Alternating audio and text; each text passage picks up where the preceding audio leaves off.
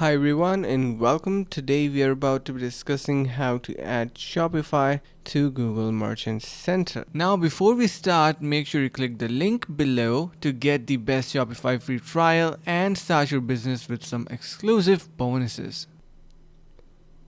So first of all, what you need to do is simply, if you head over to your search bar and search in here for Google, you will be able to realize, let me just do that in our App Store. So here you can simply search for Google Merchant Center, but let me actually search in here with Google Merchant, right? And I'm gonna search in here Google Merchant, and you will be able to basically realize that we do not have as such option to connect that. You have Google and YouTube, but that's a different thing. So let me just head back to our admin panel. So what you need to do is you can simply head over to your Google Merchants account directly and generate your API using your, basically if you head over to your apps and channel settings, there you can generate an app and integrate it with your Google Merchant directly.